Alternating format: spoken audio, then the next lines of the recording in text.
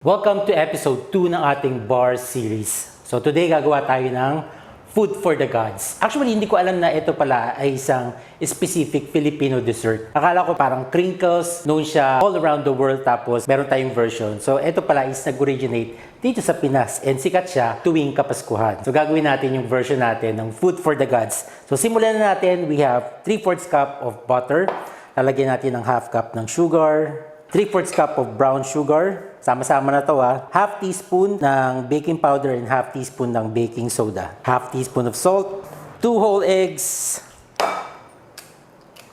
So i-mix muna natin lahat and then ilalagay natin ng 1 cup ng all-purpose flour.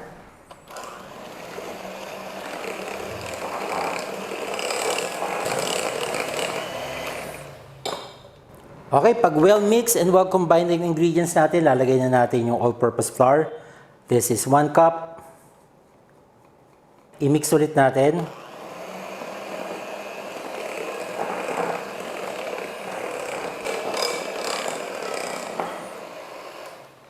So once na-mix na natin yung flour natin dito sa ating mixture, i-add na natin yung 2 remaining ingredients. This is 3/4 cup of chopped walnuts and 3/4 cup of chopped dates. Fold in na lang natin. Hindi na natin gagamitan ng mixer. Sobrang bilis lang nito, guys. So, same pan yung gagamitin natin tulad ng ginamit natin sa lemon bars. This is 7x7 na square pan. Tapos meron na siyang parchment paper. Transfer na natin yung ating batter dito sa ating pan.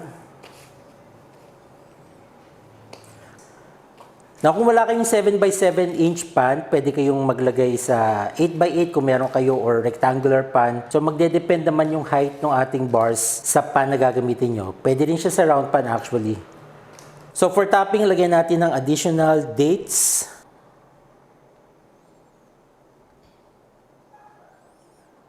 Additional chopped walnuts on top.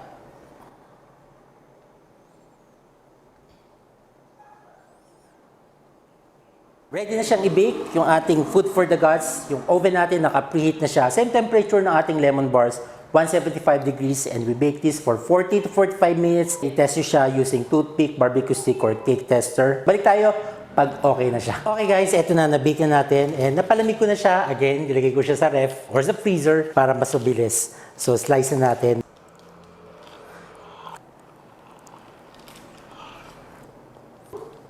It's perfectly baked, pero makikita nyo, super moist pa din yung loob niya. Let's go. Ang sarap. It's soft, moist, dense, chewy, and buttery. Not too sweet. Ang sarap ng texture ng walnuts.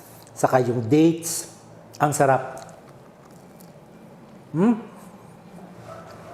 Actually, masarap yung edges. May crunch, tapos may chewy texture. And hindi siya matamis, guys, promise. When I say hindi matamis, may tamis, pero it's just to enhance the flavor ng ating bars na ginawa. Pero hindi siya yung nakakangilo ng ngipin na ang tamis na lang nung nalalasahan mo. Ito nalalasahan mo lahat ng elements niya.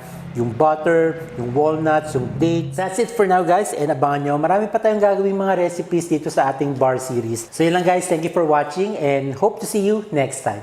Advance Merry Christmas and a Happy New Year. Bye-bye.